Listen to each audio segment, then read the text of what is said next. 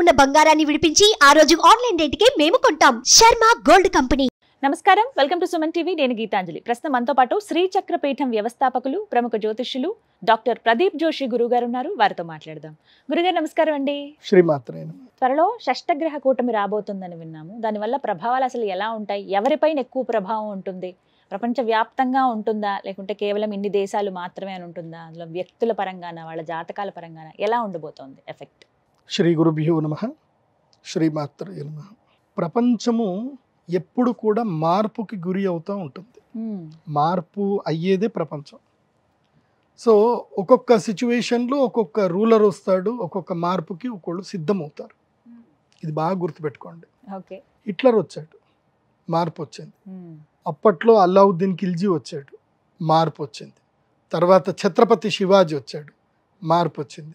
Hitler పోయిన తర్వాత మళ్ళీ ఇంకా వేరే వేళ్ళే, ఇప్పుడు తీవ్రవాదులు కొంతమంది వచ్చారు, కొంతమంది ప్రజానాయకులు వచ్చారు. ప్రపంచం లోపల ఎప్పుడో ఒక గొప్పోళ్ళు ఎవరో పుడతారు. అంటే గొప్పోళ్ళు అంటే అర్థం ఏంటంటే ఒక వ్యక్తిత్వం కలిగినటువంటి నాయకులు పుడతారు. వాళ్ళు ప్రపంచానికి హాని చేసేవాళ్ళు పుడతారు, ప్రపంచానికి మేలు చేసేవాళ్ళు పుడతారు. ఇప్పుడు హిట్లర్ వచ్చాడు, పుట్టాడు. ఏం చేశాడు అంటే మొత్తం ఎంతమందిని చంపాడు, ఎంతమందిని నిర్దాక్షిణ్యంగా చంపాడు. కానీ ఇప్పటికీ ఆయన సమర్థించేటోళ్ళు ఉంటారు, ఆయన తిట్టేవాళ్ళు ఉన్నారు, ఆయన సమర్థించే వాళ్ళు ఉన్నారు. ఇప్పుడు జపాన్లో అణుబాంబు వేశారు, హిరోషిమా నాగసాకి. ఆ దేశం బాగుపడింది, కానీ ఆ దేశంలో వాళ్ళు హేట్రేటరీ వదిలేరు. అమెరికా మీద వాళ్ళు హేట్రేటరీ వదిలేరు. వాళ్ళు ఏం చేయరు, సరే వేస్తే పోయి అయిపోయింది, నేను ఎలా ప్రోగ్రెస్ అవ్వాలనుకుని ప్రోగ్రెసివ్ అయ్యారు. So the way of receiving అనేది వరల్డ్లో మారుతూ ఉంటుంది. ఇప్పుడు జపాన్ వరల్డ్ లార్జెస్ట్ ఎకనామిక్ కంట్రీగా ఎదిగింది. ఇప్పుడు షష్టగ్రహ కూటమి రాబోతుంది. అలాంటి మార్పులకు మళ్ళీ ఒక స్టెప్ రాబోతుంది. ఇది చాలా కీలకమైనది, షష్టగ్రహ కూటమి. షష్టగ్రహ కూటమి తర్వాత ముఖ్యంగా మన భారతదేశంలో ఏం జరుగుతుంది, షష్టగ్రహ కూటమిలో బుధుడు నీచంలోకి వెళ్ళిపోతాడు. బుధుడు ఎప్పుడైతే నీచంలోకి వెళ్ళిపోయి ఈ షష్టగ్రహ కూటమి మార్చి 29వ తారీఖు ఏర్పడిందో భారతదేశ రాజకీయములో అలజడి ఏర్పడుతుంది. ఈ జమిలీ ఎలక్షన్స్ కానివ్వండి, ఇంకా ఏవైనా బిల్ పాస్ చేయడం కానివ్వండి, ఇండియా పైన ఎఫెక్ట్ ఉంటుంది. మన భారతదేశంలో ఎన్డీఏ గవర్నమెంట్ కూలబోయే అవకాశం ఉంటుంది, ఎన్డీఏ గవర్నమెంట్ కూలిపోయే అవకాశం ఉంటుంది. అసలు ఎప్పుడుందండి షష్టగ్రహ కూటమి? ఈ మార్చి 29, 2025లో 3 నెలలు. ఈ 3 నెలల్లో చాలా మార్పులు సంతరించుకుంటాయి. ఇప్పుడు నేను ఈ వీడియో ద్వారా మన తెలుగు రాష్ట్రాలకు సంబంధించి బీజేపీ నాయకులు ఎవరైనా ఉంటే, ఎన్డీఏకి సంబంధించిన నాయకులు ఎవరైనా ఉంటే మీరు అప్రమత్తం చేసుకోండి. ఎందుకోసమంటే ఇప్పుడు ఎన్డీఏ గవర్నమెంట్ ఇద్దరే నాయకుల మీద ఆధారపడింది. ఏ ఇద్దరు నాయకులు అంటే నితీష్ గారు, అదేవిధంగా చంద్రబాబు నాయుడు గారు. వీరిద్దరి మద్దతు వలనే ఈ ఎన్డీఏ గవర్నమెంట్ నిలబడింది. ఈ ఇద్దరు ఒకేసారి మద్దతు ఉపసంహరించుకున్న, ఇంకొక 5గురు మద్దతు ఉపసంహరించుకున్న ఎన్డీఏ గవర్నమెంట్ పడిపోతుంది. సో ఈ ఎన్డీఏ గవర్నమెంట్ పడిపోకుండా ఇప్పుడు జాగ్రత్తగా కాపాడుకోవాలి. దానికి సంబంధించి ఏంటంటే ముఖ్యంగా ఆర్థిక విధానాలు, ట్యాక్స్ విధానాలు ఈ ప్రభుత్వం తప్పకుండా మార్చుకోవాలి. ఆర్థిక విధానాలు, ఆర్థిక సంస్కరణలో చాలా మార్పులు తీసుకురావాలి. అండ్ వడ్డీ రేట్లలో కూడా మార్పులు తీసుకురావాలి, వడ్డీ రేట్లు తగ్గించాలి. తర్వాత చాలా ఆర్థిక సంస్కరణ, మెయిన్గా కావాల్సింది ఏంటంటే ఆర్థిక సంస్కరణలు.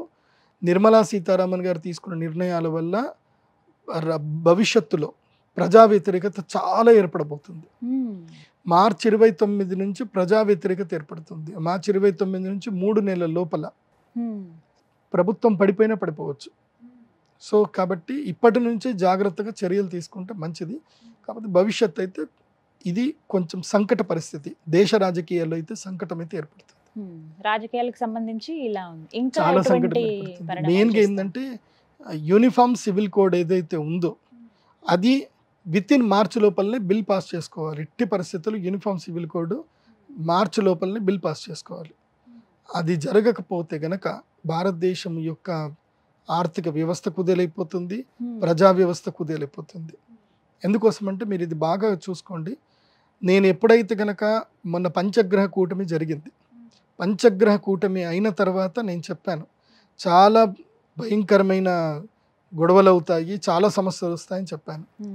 ఇప్పుడు బంగ్లాదేశ్లో హిందువుల యొక్క ఊచకోత జరుగుతుంది. హిందువుల్ని చాలా నిర్దాక్షిణంగా చంపుతున్నారు, హిందువుల ఆస్తులు దోచుకుంటున్నారు, అసలు అక్కడ బిక్కుమంటుంటున్నారు. బంగ్లాదేశ్లో గవర్నమెంట్ పడిపోవడానికి గల కారణం ఏంటి? పాకిస్తాన్లో ఇంకా క్రైసిస్ పెరుగుతుంది, దానికి కారణం ఏంటి? మన చుట్టుపక్కల దేశాలని ఎవరు రెచ్చగొడుతున్నారు? సో రేపు భవిష్యత్తులో ఏం జరుగుతుందంటే ఈ 2-3 దేశాల వల్ల మన దేశానికి విపత్తులు రాబోతాయి. దీని అంతటికీ కూడా కారణం ఏంటంటే ప్రధానమైనటువంటి దేశం అమెరికా దేశం. సో ఈ అమెరికా చేసేటువంటి దీనికి భారతదేశం యొక్క నాయకులు ఏం చేస్తారు అంటే దానికి విరుగుడిగా భారతదేశం, చైనా ఒకటి బాగా గుర్తుపెట్టుకోండి. ఈ ప్రపంచంలో ఎక్కువ మంది జనాలు ఉన్నది ఎవరు అంటే భారతీయులు, చైనీయులు. ఈ 2 దేశ జనాభే మొత్తం ప్రపంచ జనాభాలో 80% ఉంది. మిగతా జనాభా అంతా 20%. ఈవెన్ అమెరికా కూడా తీసుకున్నా, అమెరికా హార్డ్లీ ఎంత 35 కోట్ల మంది. సో అమెరికా జస్ట్ 10%, మొత్తం వరల్డ్ వైడ్గా అమెరికా జనాభా 10 to 11% చేస్తుంది. సో ఇప్పుడు ఏం జరగబోతుంది అని అంటే భవిష్యత్తులో దీని తర్వాత మోదీ గవర్నమెంట్ కనుక సస్టైన్ అవ్వగలిగితే, ఈ ఎన్డీఏ గవర్నమెంట్ సస్టైన్ అవ్వగలిగితే, ఎందుకోసమంటే మనిషికి శత్రువు వల్ల దెబ్బ తాకినప్పుడు అప్పటిదాకా కానీ శత్రువు గురించి ఎక్కువ ఆలోచించు. ఇప్పుడు ఒక దెబ్బ తగిలింది, ఇంకోసారి తగలొద్దు అని చూస్తారు. సో నేను తగలబోయేది మొదలే చెప్తున్నా, ఎన్డీఏ గవర్నమెంట్కి ఇప్పుడే చెప్తున్నా నేను, మీరు కన్విన్స్ చేస్తే చేయండి. ఎన్డీఏ గవర్నమెంట్కి దెబ్బ తాకపోతుంది. ఎందుకోసమంటే మోదీ గారి యొక్క ప్లాన్ ఏంటిది అని అంటే భవిష్యత్తులో చైనా, రష్యా మరియు భారతదేశం. చైనా మనకి ఇప్పటిదాకా శత్రుదేశంగా మార్చబడింది, చైనా మనకి మిత్రదేశం అయిపోయింది అనుకోండి. 70% of financial economics, 70% of transactions అన్నీ కూడా చైనా భారతదేశం మధ్యలోనే ఉంటాయి. ఎందుకోసమంటే ప్రపంచవ్యాప్తంగా మ్యానుఫ్యాక్చరింగ్ యూనిట్స్ అని ఎక్కడ ఉన్నాయంటే చైనాలోనే ఉన్నాయి. కానీ ఆ అవకాశం ఉందా అండి మిత్రదేశం అయ్యే అవకాశం? అదే కదా, అదే మార్పు. షష్టగ్రహ కూటమి అంటే అది. షష్టగ్రహ కూటమి తర్వాత ఏం జరుగుతుంది అని అంటే యుఎస్ డాలర్ని బైకాట్ చేస్తారు. యుఎస్ డాలర్ని బైకాట్ చేయడం జరుగుతుంది. ఎందుకోసమంటే ఇప్పుడు వరల్డ్ వైడ్గా యుఎస్ డాలర్ యొక్క శాసనం జరుగుతుంది. సో ఈ శాసనం వల్ల ఏం జరుగుతుందంటే కొన్ని దేశాల యొక్క ఆర్థిక వ్యవస్థలు పడిపోతున్నాయి. ఆ దేశంలో ఎన్ని వనరులు ఉన్నా సరే ఈ యుఎస్ డాలర్ అనేది ఒక్కటి మాత్రమే ఆ దేశాలన్నీ పడేస్తుంది. ఎందుకోసమంటే మనకి ఎక్స్పోర్టు, మనకి విదేశీ మారక నిల్వలు మన దగ్గర ఉండాలి అని అంటారు. సో ఇప్పుడు ఏం జరుగుతుంది, భారతదేశం యొక్క రూపీ వాల్యూ పడిపోతుంది. ఇది చాలా మందికి అర్థం అవ్వట్లే. ఆర్థిక వ్యవస్థలో రూపీ వాల్యూ పడిపోతుంది. మనం అందరం బాగానే ఉన్నాం, రూపీ వాల్యూ ఎందుకు పడిపోతుంది? డాలర్ వాల్యూ పెరుగుతుంది కాబట్టి. సో డాలర్ వాల్యూ పెరుగుతుంది అని అంటే వాళ్ళు పెంచడానికి వాళ్ళు ఏం చేస్తున్నారు అంటే ఈ దిక్కుమాల పనులని చేస్తారు వీళ్ళు. ప్రపంచవ్యాప్తంగా రాజకీయాలు నడిపించేది అమెరికా.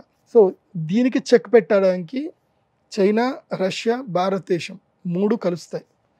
కలిపి మొత్తం కూడా డాలర్ని మొత్తం ఇది చేసేసి వీళ్ళు ఒక ఇంటర్నల్ ట్రాన్సాక్షన్ చేయడానికి ఒక సరికొత్త ఆర్థిక వ్యవస్థ, సరికొత్త ఒక డాలరు, సరికొత్త ఒక రూపాయి అనేది బయటకు వస్తుంది ఇంకా.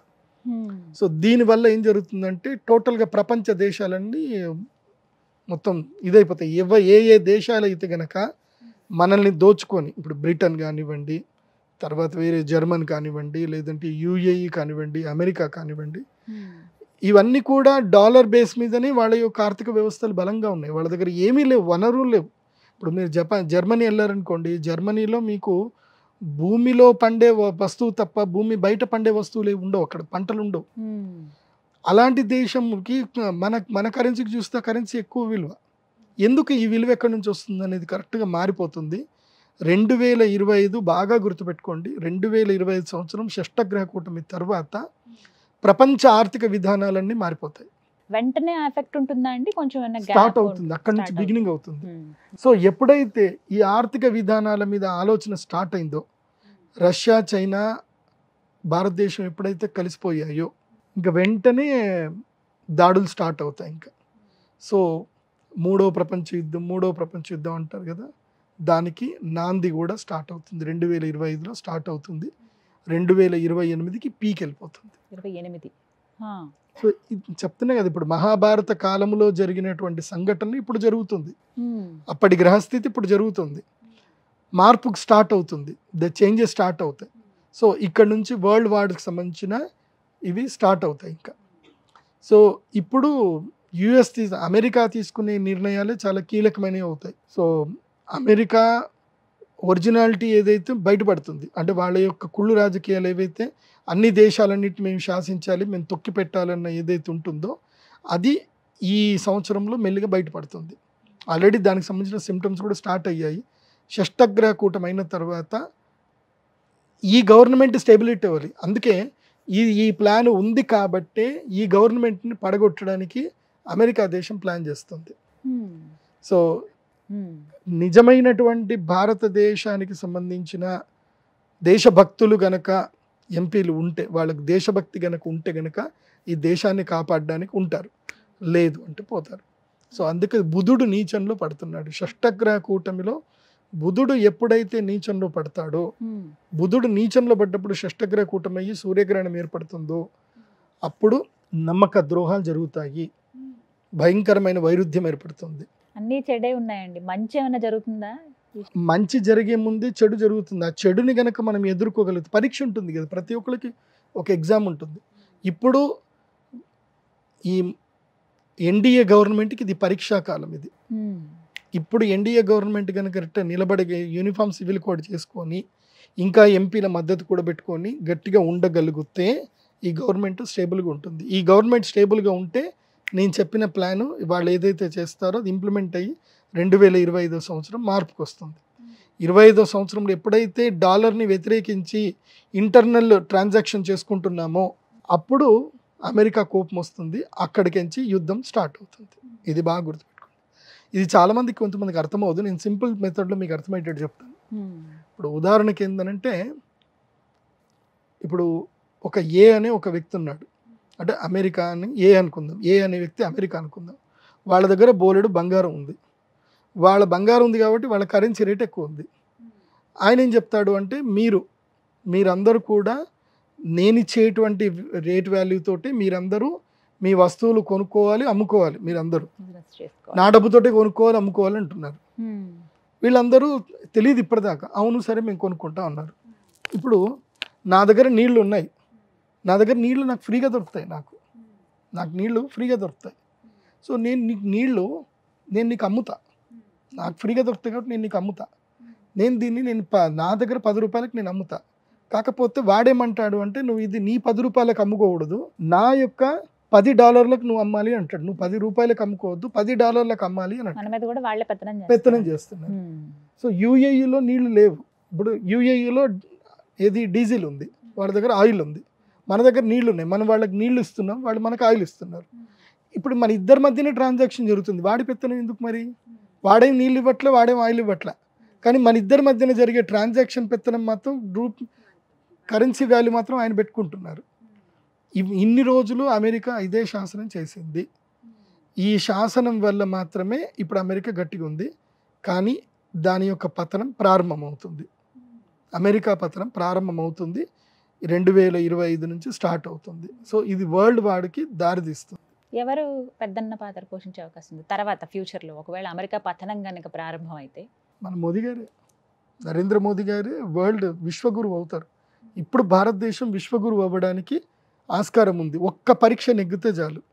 విశ్వగురువుగా శ్రీ నరేంద్ర మోదీ గారిని అలాగే ప్రధానమంత్రిగా కంటిన్యూ చేసుకొని ఇంకో 10 ఏళ్ల పాటు ఆయన కనుక ప్రధానమంత్రిగా ఉంటే $, కరెన్సీ మొత్తం పడిపోతుంది, మన భారతదేశం కరెన్సీ పెరుగుతుంది. అదేదో సినిమాలో ఉపేంద్ర గారు చూపించారు కదా, అలాగే జరుగుతుంది. అలా జరిగే అవకాశాలు ఇప్పుడు మొదలవ్వబోతున్నాయి.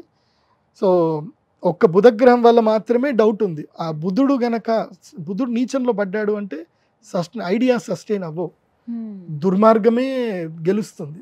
సో ఆ పరీక్షలో ఎవరు గెలుస్తారో చూడాలి. దుర్మార్గం గెలుస్తుందా లేకపోతే ఇది గెలుస్తుందా చూడాలి.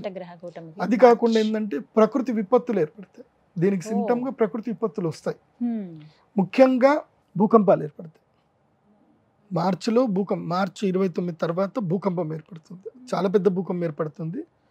అది మన దేశంలో తీవ్రత కొంచెం తక్కువ ఉంటుంది, వేరే దేశాల తీవ్రత ఎక్కువగా ఉంటుంది.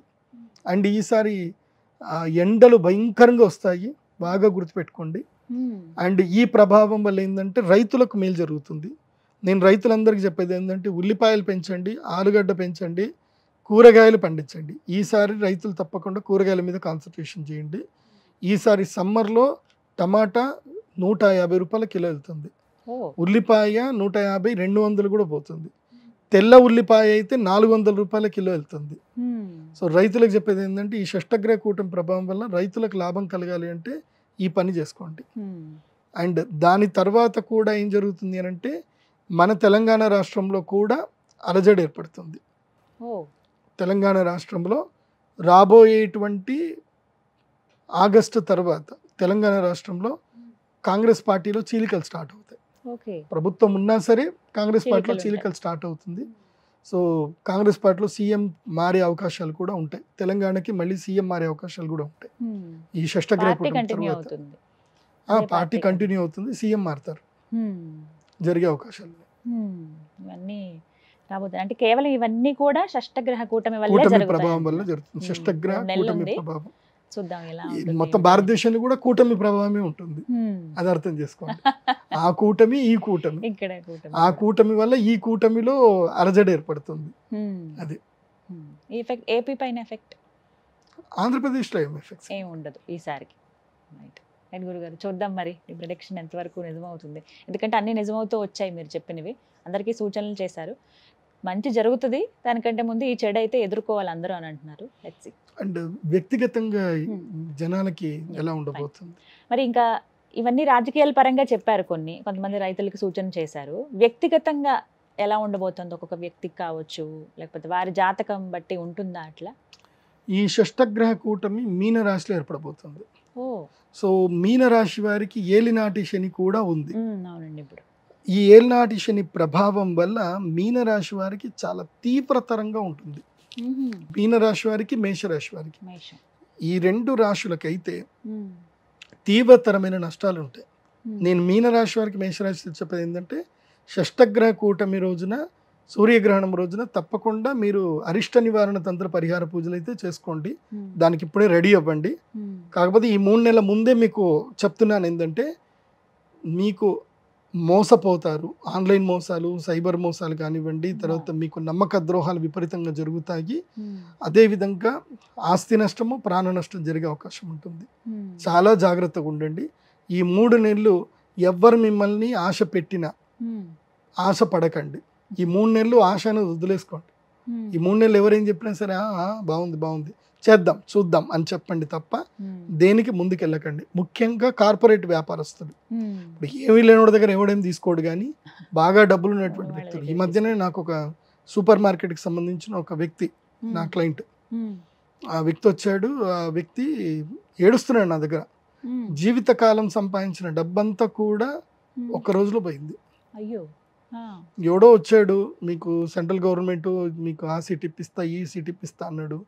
తీసుకెళ్ళాడు, పెద్ద పెద్ద రాజకీయ నాయకులు అందరినీ కల్పించాడు, చేశాడు. మీకు ఖాయం, రాజ్యసభ సభ ఖాయము, అది ఇది అని ఏదో చెప్పారు. డబ్బులు పంపించండి అని చెప్పారు. తీరా డబ్బులన్నీ పంపించేశారు. తర్వాత ఎవడు అవునా వాడితో నువ్వు ఎందుకు వచ్చావు, అసలు నీకు రాజ్యసభ సభ్యత్వం మేము ఎందుకు అన్నాం, ఓకే అని అన్నాం అంతే, అసలు మేము సీట్ ఇస్తాం నీకు ఎట్లా చెప్తాం రా, డబ్బులకు మేము ఎందుకు అమ్ముకుంటామని ఇప్పుడు అంటున్నారట వాళ్ళందరూ. వాడు కేసు పెట్టినా వాడు లేడు ఇక్కడ. వాడికి ఎందుకోసం అంటే వాడు కేసు పెట్టిన వీళ్ళన్నీ కూడా బ్లాక్ అమౌంట్ కదా, ఏడుస్తూ కూర్చున్నాడు. ఇప్పుడు జీవితకాలం సంపాదించిన డబ్బు మొత్తం పోయింది, దాదాపు 35 కోట్లు పోయాయి. ఇప్పుడు ఆయన బాగా చెప్పుకున్నాడు, కంప్లైంట్ చేయలేడు. కంప్లైంట్ ఎంతవరకు చేశాడు అంటే ఆయనకి చట్ట ప్రకారంగా ఆయన ఇన్కమ్ ట్యాక్స్కి ఎంత చూపిస్తున్నాడో అంతవరకు కంప్లైంట్ చేసి మంచి జరుగుతుంది సరే అవుట్ ఆఫ్ అది. కాకపోతే చెప్పేది ఏంటంటే ఇట్లా జరుగుతాయి, మోసాలు బాగా జరుగుతున్నాయి ఈ మధ్యకాలంలో. ఏం లేదండి, ఇప్పుడు మీరున్నారు, మీరు ఒక గొప్ప స్థాయిలో ఉన్నారు, మీకు నేను పరిచయం, నేను ఎవరిని పరిచయం చేయించినా ఫోటో దిగండి అంటే మీరు దిగుతారు. ఈయన అంటే మంచిది మంచిది నమస్తే బాగున్నారు అంటే బాగున్నారు, మేడం సార్ పని అయిపోతుంది అని అంటే చేద్దాం పని చేద్దాం మీరేం కంగారు పడొద్దు మీరు మాట్లాడండి అని అంటారు. అంతకుమించి నేను వేరే పని చెప్పుంటా, ఈయన ఏదో గుడి కడుతున్నాడండి, గుడికి మీరు కొంచెం డొనేషన్ ఇప్పియండి అని నేను అంటా. సో మీ వరకు మీరు గుడి ఆలోచనలోనే ఉంటాడు, వాడి వరకు వాడు సెంట్రల్ గవర్నమెంట్ సీట్ గురించి వాడు ఆలోచిస్తూ ఉంటాడు. వీడికి ఏమనుకుంటున్నాడో మీరేమనుకుంటున్నారో ఇద్దరికి తెలిసేది ఒక వ్యక్తికి, మోసం చేసే వ్యక్తికి. ఇదే జరుగుతుంది. సో చాలా జాగ్రత్తగా ఉండండి. ప్రజలందరికీ చెప్తున్నాను, మోసగాళ్ళు బాగా పెరిగిపోయారు సమాజంలో. పర్టికులర్ గా విపరీతం. మీనరాశి మేషరాశి వాళ్ళకి ఆ, effect మీన ఉంటుందా? రాశి వాళ్ళకి నెత్తి మీద శని కూర్చుంటాడు ఇప్పుడు. సో అక్కడి నుంచి వాళ్ళకి స్టార్ట్ అవుతుంది అనమాట. నెత్తి మీద శని కూర్చుంటే ఇంకా ఆశ, దాహం ఉంటుంది. ఇంకా ఆ ఉన్న స్థాయి కన్నా ఎక్కువ స్థాయికి ఎదగాలని చెప్పి క్రైములు చేయడానికి కూడా వెనకాడరు. సో ఇలాంటి టైంలోనే మోసగాళ్ళు వచ్చేస్తారు. నమ్మితే కదా మోసం చేసేది, నమ్మిస్తారు. సో ఆశ ఉంటేనే మోసం, ఆశ ఉన్న దగ్గరనే నమ్మకద్రోహం జరుగుతుంది. మీకు ఆశ లేకపోతే మోసం అనేది ఉండదు. మీరు ఆశ అనేది వదిలేసుకోండి. మీన మేష మీకు మాత్రం తప్పకుండా సూర్యగ్రహణం రోజు ఎక్కడ ఉన్నా సరే అరిష్ట నివారణ తంత్రం చేసుకోండి. ఇంకోటి, ఎవరికైతే కనుక ఈ యొక్క గ్రహణ మొర్రి కానీ గ్రహణంకి సంబంధించిన ఏమైనా ఇబ్బందులు ఏమైనా కలిగినా కానీ గ్రహణ సమయంలో పరిహారాల వల్ల జీవితాలు బాగుపడతాయి. ఆల్రెడీ మనం చేసిన వాటి అందరికీ చాలామందికి మంచి జరిగింది. సో మార్చి 29వ తారీఖు శ్రీచక్ర పీఠంలో మేము షష్టగ్రహ కూటంలో యాగం అయితే చేస్తాము. ఇప్పటి నుంచి బుకింగ్ స్టార్ట్ అయ్యాయి. ఎందుకోసమంటే లాస్ట్ టైము అసలు నేను తట్టుకోలేకపోయినా, అంతమంది జనాలు వచ్చారు. నేను 120 మందికి క్లోజ్ చేసేసి ఆపేశాను. ఇంకా నా వల్ల కాదని చెప్పేశాను. ఇంకా సో ఇప్పుడు కూడా అంతే చెప్తున్నా, 100 మంది కన్నా ఎక్కువైతే అలో చేయను. 100 మందికి మాత్రమే సీట్ అవకాశం. అది సో చూద్దాం త్వరలో ఏం జరగబోతుంది అనేది. గురుగారు నమస్తే అండి. శ్రీమాత్రే.